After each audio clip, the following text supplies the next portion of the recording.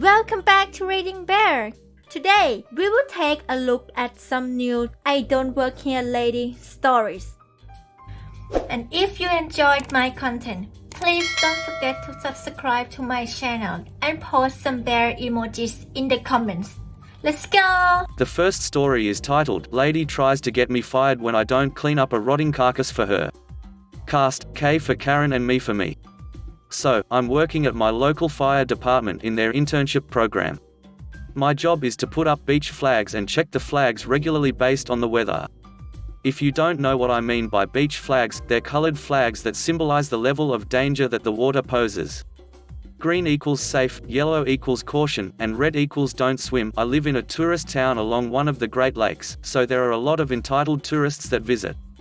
The process of checking the flags is to drive by the beaches and evaluate if the color of the flag matches the current water conditions. The story starts with me going about my normal business. I'm driving along one of the beaches, just doing my job. It was a particularly hot day out that day, so there were many people swimming. As I'm about to leave and go to the next beach, I get signaled down by the Karen. I pull over and see what she needs from me. K, hello, excuse me? You look like a city worker, can you help me? I'm driving a mule, which is a glorified golf cart, and wearing a reflective vest, so I guess that's where she got that from. Me, cluelessly, sure, what is it? K, I've been calling the city maintenance department for the past hour trying to get someone down here, and you just about drove away. Your supervisor will be hearing about this. Me, I'm sorry about that, but I don't work for the city. What seems to be the problem? I guess I might work for the city, but I'm officially employed by the fire department. K, there's a dead fish on the shore barely 10 feet from where my family is trying to enjoy our vacation. Get rid of it. Me, I can't take care of that, but I can try and get a hold of who can. K, no, I've been calling for an hour now. My family's vacation is being ruined because of you now. Me, I'm sorry, but this is not my job. I'm not a maintenance person. I put up the beach flags. K, I don't care. Go clean that up before I decide you don't work here anymore. I then gave her the number to our department and promptly left her in the dust. While I was leaving and heading to the next beach, I gave my boss a call and a heads up about the mumzilla that was about to call him and decide I don't work for him anymore. My boss answered her call shortly after I warned him about her, and he chewed her out for harassing me and thinking that she could fire any teenager she wanted to. Him and I had a good laugh about that later on. The next story is titled, I'm Not Your Uber. I was picking my girlfriend up at the airport. This was a few years ago. Uber was already big, but not as big as it is now. Our nearest airport is in a major city, so it's always hectic picking somebody up. The cops, yellow vest traffic guys, don't like you waiting around at all. So I get there and it's taking my girlfriend a few minutes longer to get her checked bag than we anticipated. I'm on the phone with her and she says, I see it, I've got to go, don't leave. So the traffic vest guy is waving at me and I roll down my window and say, I'm picking somebody up, she's just on her way, etc., trying to buy myself some time. I hear my trunk open and I'm so relieved. She jumps in the back and I thought it was a little weird, but she took a red eye and I figured she was just going to lie down in the back and go back to sleep. I say something along the lines of, oh perfect timing, how was your flight, and I couldn't hear her response. It was super loud with honking and cops shouting, so she closes the door and I'm so focused on trying to find a spot to pull out I don't even look back, I just say, you good? And she says MMHMM, and as I'm pulling out I'm thinking, wait, and as I'm driving away I look in the back and realize this woman is not my girlfriend. It's some teenage kid. I'm freaking out as I'm driving away and desperately looking for a spot to pull over, but by this point I'm in the middle lane with rushing outflow of traffic, and when I finally saw a space, a cop or just a traffic director, I couldn't tell, very aggressively told me I couldn't stop there. While I'm trying to pull over I'm like, who are you? Her, Molly. Me, Molly, I don't know you, what is this, what are you doing? Her, were you expecting to know me? I'm so confused at this point, my heart is racing and it's all I can do to not crash my car because it's 4 a.m. and a strange kid got in my car at the airport and my first thought was I was being framed for a crime or something. I didn't know what to think. Me, why are you in my car? I'm pulling over. Her, why are you pulling over? Me, I don't know you. Her, what? Me, what? What is going on? Is this because it's a long trip? You can't cancel because of where I'm going, that's not allowed. I take a few seconds to try and figure out what she's talking about while merging into a busy highway. Then it hits me. Me, I am not your Uber. What? Me, I'm pulling over. You're lying. Me, why would I lie about that? Look. Look at your app. Does the driver look like me? I don't know. It's blurry. You're driving a Toyota Camry, you are my Uber, don't lie to me. Me, there were a dozen Toyotas back there, how could you be so ducking dumb that you'd get into a strange car without checking first? At this point she starts crying and I feel bad for snapping. Me, look, I'm sorry. I just don't want to appear on the news as man drives teenage girl away from airport or anything, and you really caught me by surprise and I'm sorry, I should not have yelled. I'm going to circle back around to the airport, I have to pick my girlfriend up anyways, so I'll bring you back and… No. Me, no. No. Let me out. Let me out. She starts grabbing at the door handle of the moving car, thankfully it locks automatically when I start driving. Me, oh my god, what are you doing? I don't know you. My worst nightmare coming true. Me, hey, it's okay, it's a mistake, I'm not going to hurt you, I'm taking you back to the airport. She's crying again. Me, this might be a bit of an overreaction, okay? It's fine, I'm not dangerous. I'm just clueless. Look, I'm going back to the airport, see, I'm taking the exit.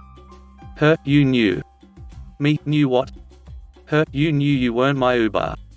Truly and totally my worst ducking nightmare ever coming true in this moment. Me, no. No, I did not. I am taking you to the airport, see, terminal sign, we are like 3 minutes away. Seriously. Stoopppp. Me, I can't stop here, this is a highway. There wasn't even a shoulder. Crying, stop, let me out, I don't believe you, stop, I don't believe you. I literally couldn't have stopped my car where we were without serious risk of causing a major accident, and it was not a safe place for a person to walk or even stand, so I was stuck. I am calling 911. I am calling 911 if you do not let me out. Me, look, we are a minute from the airport, you can see the terminal, look. She continues sobbing. We get there. I park and thank God she didn't call the cops, and I see my many missed calls and texts from my poor girlfriend. This girl bolts out of my car screaming. Help, help, help. Cops and guys in yellow vests, whatever they are, surround my car. I'm taken for questioning and it takes so long that my car is almost towed. Thankfully they allowed my girlfriend to park it. Thankfully it created such a spectacle that my girlfriend was able to notice this happening and vouch for my being at the airport to pick her up and not pose as an Uber driver to abduct a teenage kid. And park my car. By the end the misunderstanding was completely sorted out and the girl had calmed down, and she and her parents over the phone apologized and explained it was her first time traveling alone or being in a large city and she was on edge. They never came right out and admitted fault, but did say they wish there hadn't been such a misunderstanding. Now I can look back and laugh, but at the time it was one of the scariest things I've ever experienced, and it was months until I could stop my car with the doors unlocked again. The next story is titled, I'll Stomp on Your Damn Coat. A bit of backstory.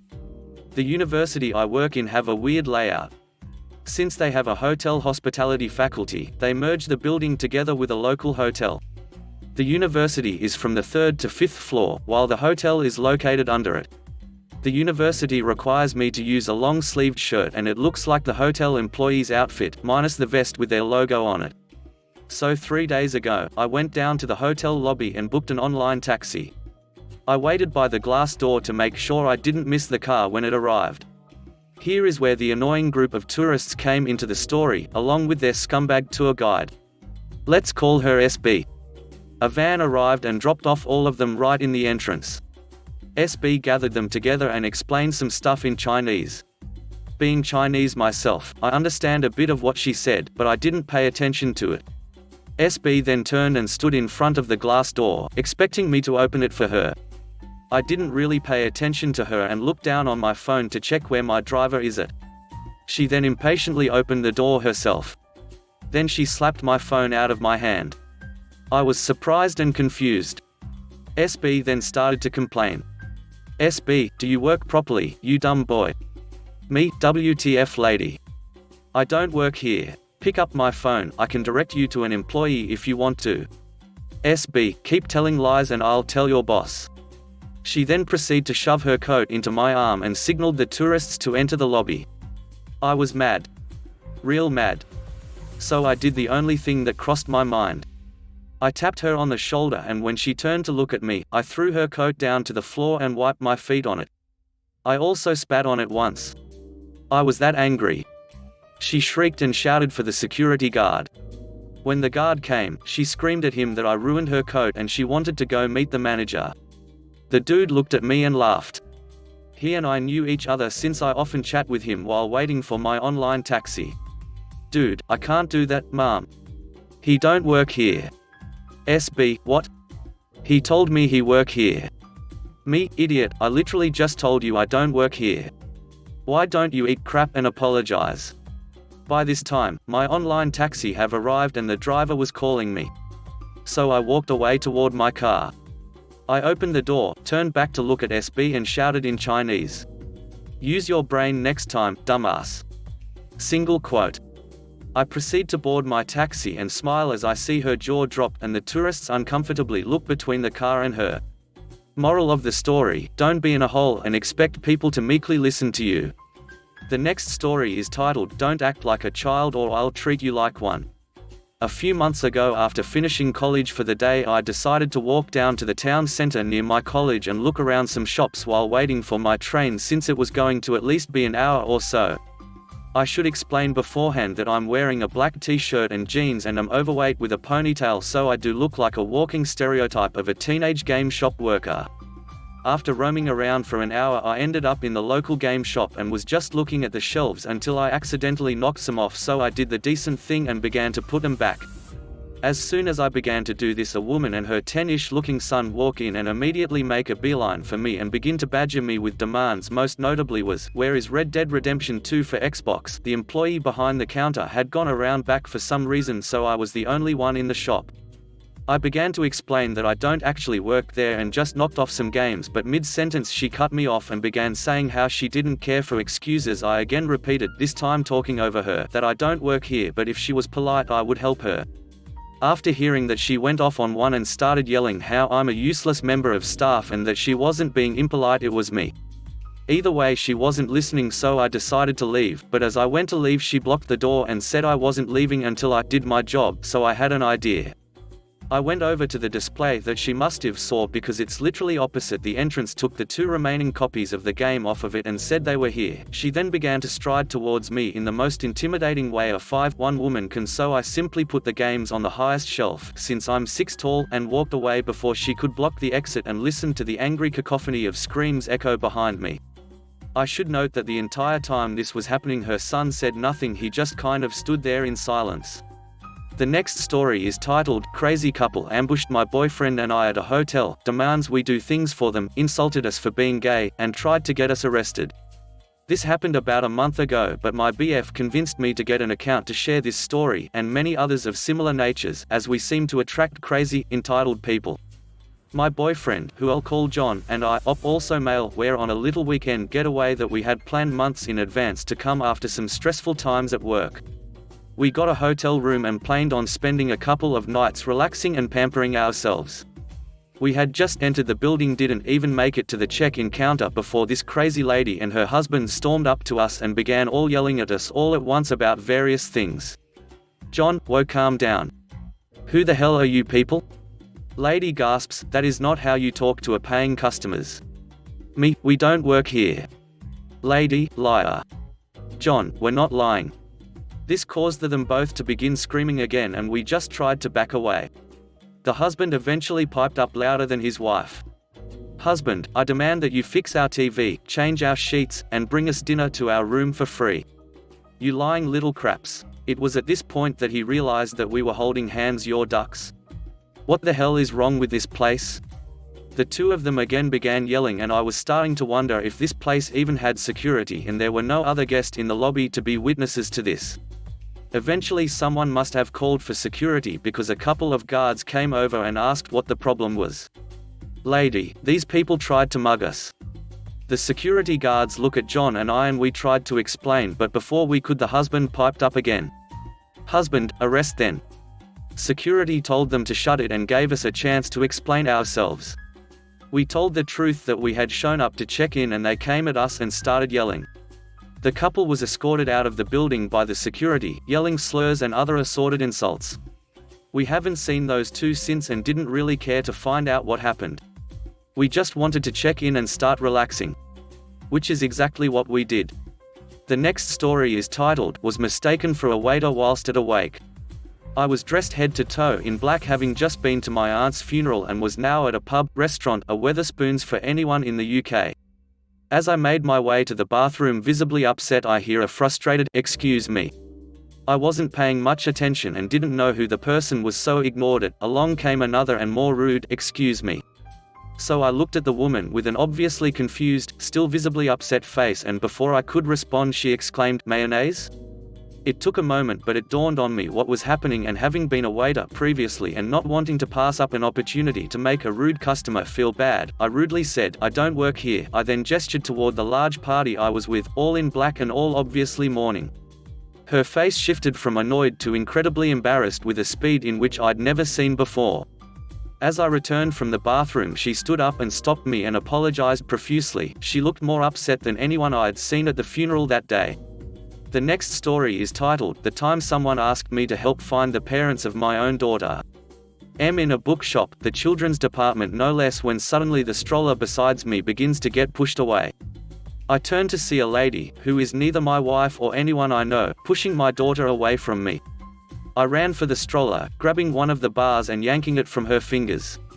I pushed her into a nearby shelf slightly by her arm, glaring at her more intensely than I have anyone. People around are staring at me in shock, likely thinking I've just taken TTHIS woman's toddler by force. "Ma'am, what exactly do you think you're doing?" I asked her tensely, my one hand still held out in front of her chest to keep her as far away from my child as possible. I'm a very docile man, but that was way past my line of being non-confrontational. She looks up at me alarmed. "I was just trying to find the kids' parents. Do you think you could help me look?" "I most certainly will if you touch my daughter again." "What is wrong with you? What possessed you in that moment to think that was the right thing to do?" I told her, spitting through my teeth. From the stress of me yelling and the situation in general, my daughter began to cry. The lady also began to cry. "I don't know. I thought you walked here. I'm so sorry." She sobbed out, and I finally put my hand down as she ran off out of the store. I pulled my daughter from the stroller, picked a book, paid for it, and left. It's not my problem some lady decided to get grabby with my kids' safety. On the way out, pushing the stroller with a hand holding a shopping bag and comforting my daughter with the other, I saw her again sitting on the ground and crying while talking on the phone. I honestly felt a little bad, but God, how could you be stupid? The next story is titled, I Don't Work Here, I'm Here for My Lunch, Let Go of Me or I'm Calling the Police. Okay, so 2 years ago I worked at my local mall's Poundland, basically the British version of the dollar store. It was 3 days before Christmas, and if you've ever worked retail you know what a nightmare that is. In the mall there is this cute little cafe which I sometimes like to get my lunch at. It's a bit on the pricey side, so it's a rare treat for myself. I was dressed in my shop's uniform, which was black dress trousers, a black polo, black leather dress shoes and a name tag with hair tied up if long. It very closely resembles the cafe's uniform except for the fact my name tag clearly says Poundland on it, and they wear shirts not polos. The times I've been there for lunch before I have sometimes been mistaken for staff, but people are generally very good about it when I explain, but this day that was not the case. On this day the cafe was of course quite busy. I mean the Christmas rush are as eager to eat as I am. I get a table and sit down waiting for my order when I feel a woman tapping my shoulder quite roughly. I actually ended up with a bruise from this, as I bruise easily. "Do you really think you should be taking up a table when people are waiting to be served?" I explained to her that I'm on my lunch break and don't actually work here but in the shop across the mall. Of course she doesn't believe me and insisted I'm lying. I point to my name tag and then ask that she leaves me alone. This it seems was the wrong thing to do, as she then drags me out of my seat by my arm. Now I'm a tiny girl, I'm 5 feet 2 inches if I'm lucky, so moving me was easy for her, and she begins to scream for a manager while dragging me from my seat. By now everyone is staring at us and I tell her, I don't work here, I'm here for my lunch, let go of me or I'm calling the police. At this time the manager runs over and shouts at her to let go of me. She begins to scream about how the servers here are lazy and how I was taking up a table that should go to a customer, and he just looks at me, then her tells her I am a customer and do not work for his cafe. In the end mall security threw her out and I was asked if I wanted to press charges. By this I mean I was asked if I wanted to get police involved at all. There were no police there as mall security dealt with the issue. I didn't, as I didn't think it worth the hassle. As an apology I got free lunch that day from the cafe, so thanks for the free lunch, crazy woman who can't read a name tag. If you enjoyed the video, please subscribe to the channel and post some bear emojis in the comments.